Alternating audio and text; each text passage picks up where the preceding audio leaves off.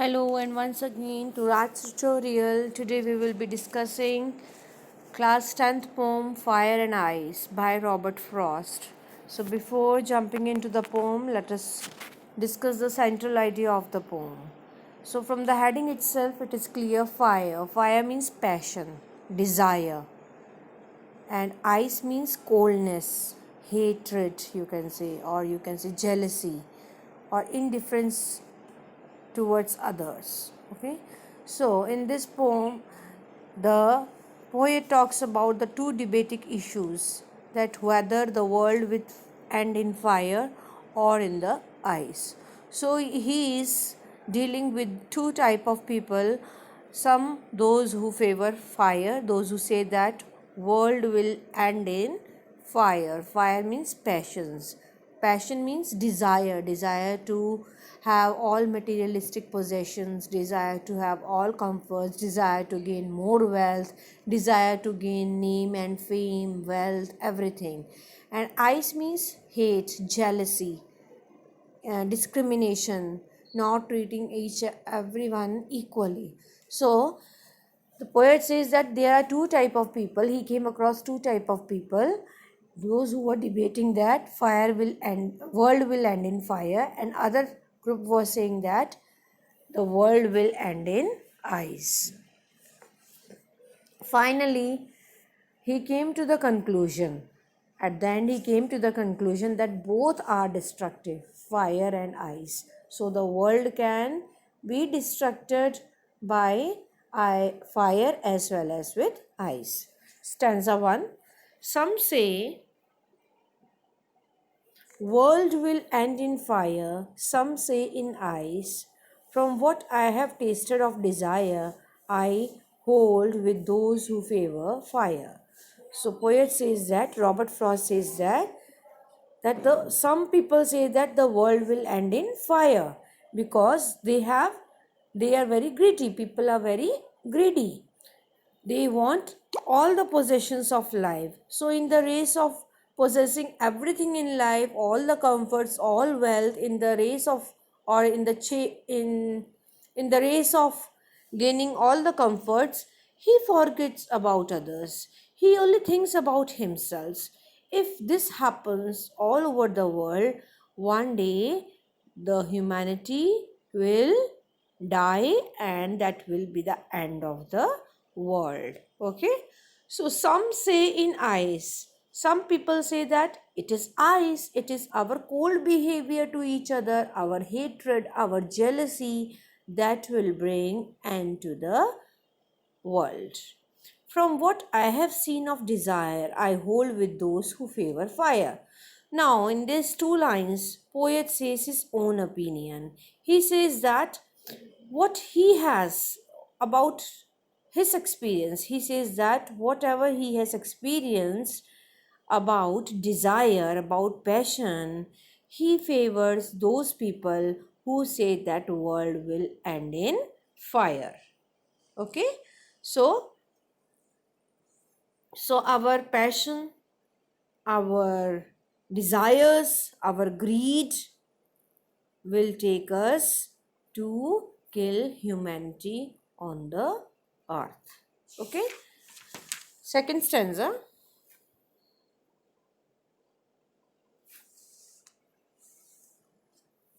But if it had to perish twice, I think I know enough of hate to say that for destruction ice is also great and would suffice.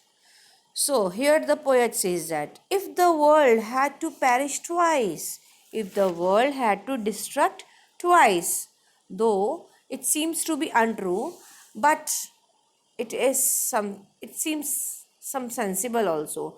So he says that, so this sentence, poetic device paradox has been used. Okay, so but if it had to perish twice, so this is paradox, though it seems to be untrue but it has meaning. Okay, so if here poet says, Robert Frost says that if the world has to perish twice, destruct twice, then he thinks that hatred, jealousy among people would be enough to destroy it, to cause its destruction.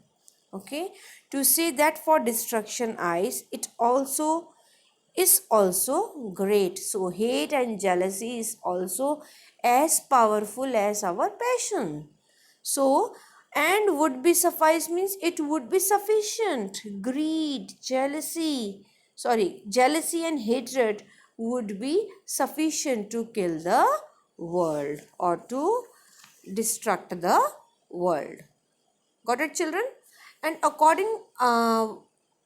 so he says that greed is as powerful as desire. While desire consumes quickly, hate is just as great and powerful. It remains in our hearts for years and for lifelong. And we think ill for each other. We are envious of each other. Our enmity and our hatred for each other brings destruction of the society and of the world. Got it? So Frost directs the reader uh, to the point that hate can produce devastation.